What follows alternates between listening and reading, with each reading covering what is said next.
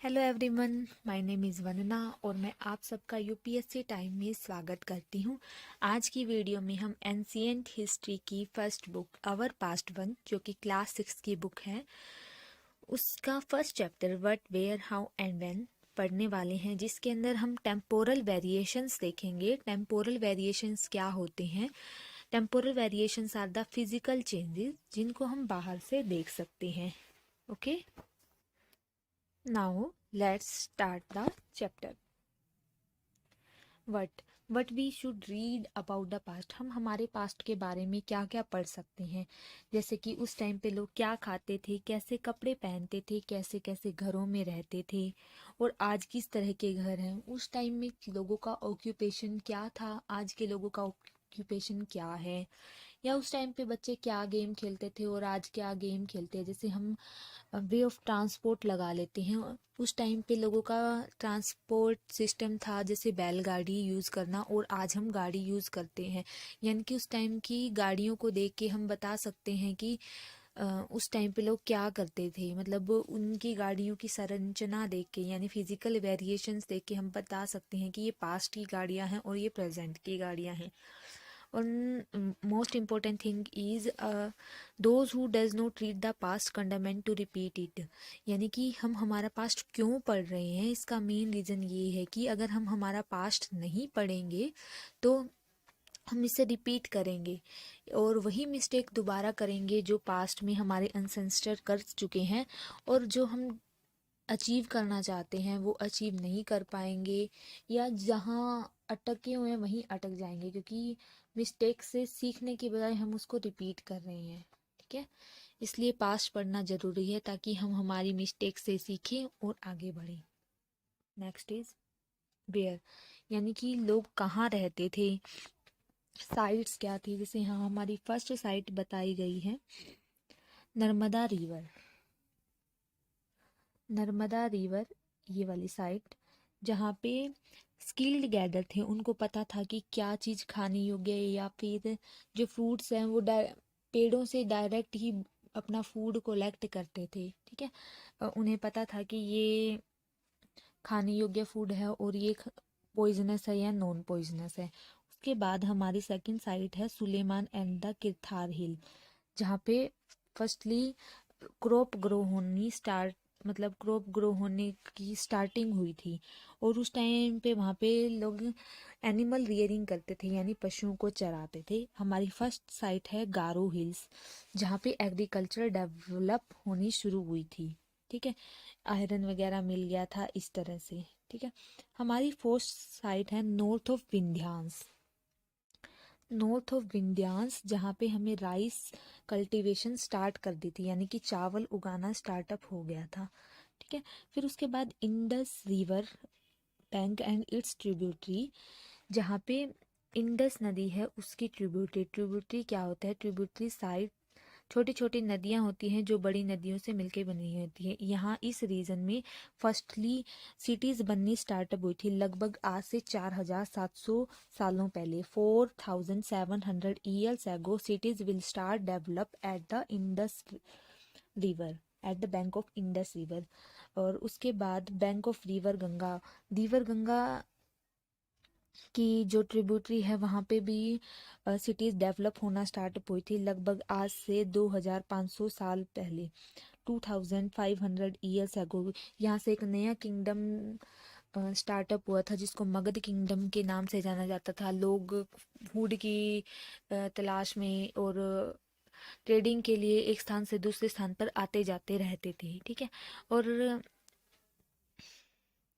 एक और मेन चीज़ जो है कि ये जो कंट्रीज हैं वो गंगा रिवर या इंडस रिवर के चारों ओर ही क्यों डेवलप होनी स्टार्टअप हुई, इसका मेन रीज़न ये था कि रिवर के जो चारों ओर की लैंड होती है वो फर्टाइल होती है। लैंड फर्टाइल होती है, इसका मतलब वहाँ से फूड इजीली गैदर किया जा सकता है और लोग अच्छे से सरवाइव कर सकते हैं। एनिमल्स के लिए भी अच्छी जगह मिल जाती है, इसलिए रिवर्स के चारों ओर रहना उस टाइम पे इजी हुआ करता था। ठीक है, फिर उसके बाद ऐसे लोग आते जाने लगे तो वहाँ पे किंगडम डेवलप होने लगे, जैसे मगध किंगडम बना। और लोग आते जाते थे, अपने रिचुअल्स शेयर करते थे, अपनी लैंग्वेज शेयर करते थे, बहुत सारी चीज़ें शेयर करते थे, जिससे भारत में विविधता भी आने लगी। ठीक है, जो कॉज हुई डाइवर्सिटी का। ठीक है, एक मेन लाइन और history is a geographical study. अब हम हिस्ट्री पढ़ रहे हैं, यहाँ पे हम साइट्स पढ़ रहे हैं, जैसे कि हमने गारो हिल्स पढ़ी, Sulaiman and Kirthar hills and Narmada river tributary etcetera, जिसमें हम जियोग्राफिकल साइट पढ़ रहे हैं, यानी कि ये चीज़ें कहाँ हैं, ताकि हम रिलेट कर पाए एंशियंट टाइम से। और जब हम जियोग्राफी की स्टडी करते हैं उसमें हम हिस्टोरिकल इवेंट पढ़ते हैं। हिस्टोरिकल इवेंट यानी कि हमारी अर्थ का इवोल्यूशन कैसे हुआ और सब कुछ कैसे डेवलप हुआ, उस टाइम पे अर्थ कैसी दिखती थी, ये सब देखते हैं। यानी कि history geographical site, geographical study से related, and when we will study geography then we will reach out the historical event at that time happen in the ancient time. Okay, now ये क्लियर हुआ कि how history is related to geography and how geography is related to history. Now next is name of India. जैसे कि लोग आते जाते रहते थे ट्रेडिंग में या फूड की सर्चिंग में इधर से उधर, या कैटल को रियरिंग करवाने के लिए, तो लोग एक स्थान से दूसरे स्थान पे जाते रहते थे। तो जो लोग होते थे उनकी लैंग्वेज भी अलग अलग अलग होती थी।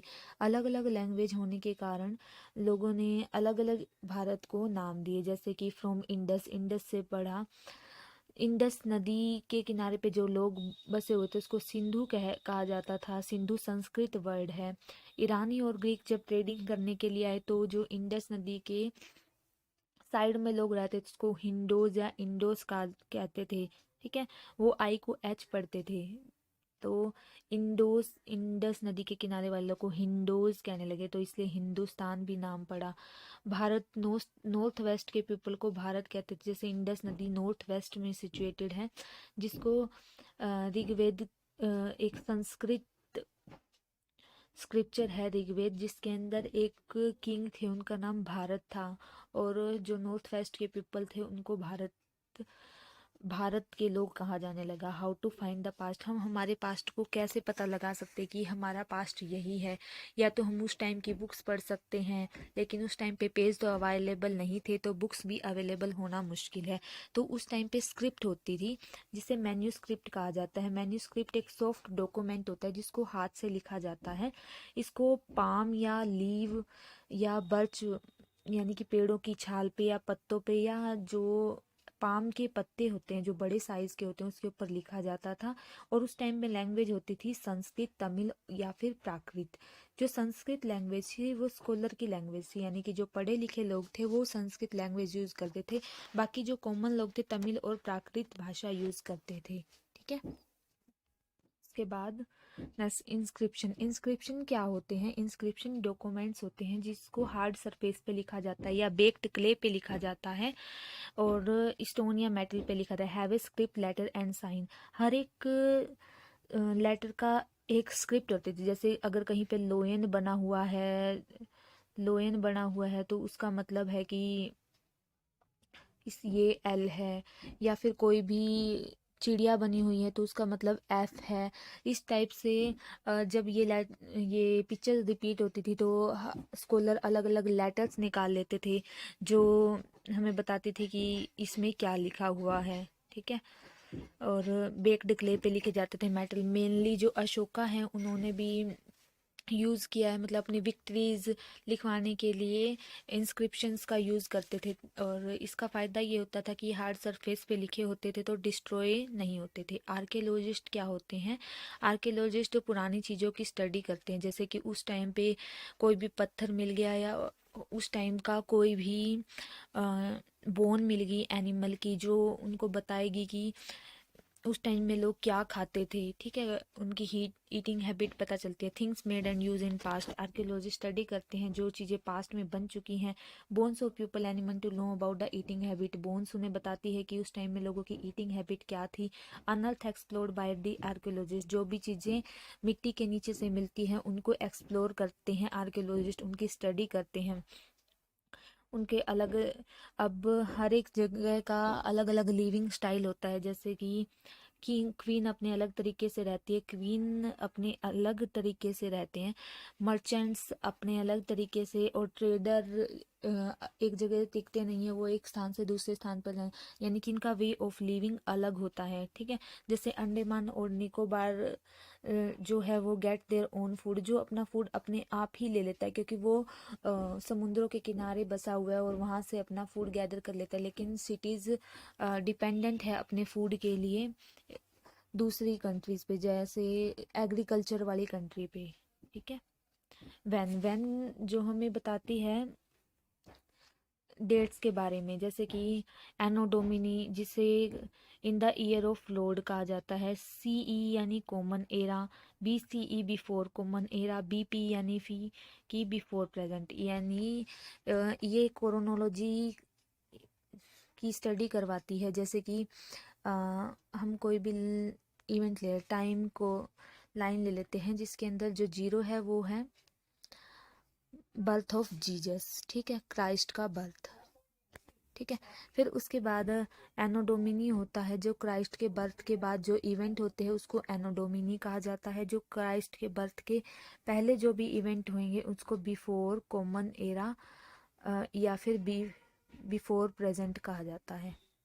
ओके, और एक और दो तीन इम्पोर्टेंट चीज़ें नोट डाउन करने की हैं। मेनली एग्रीकल्चर का डेवलपमेंट आज से 8000 साल पहले हुआ था, यानी कि 8000 एडी में हुआ था। ठीक है, और आज हम जो जी रहे हैं वो 2020 एडी में जी रहे हैं।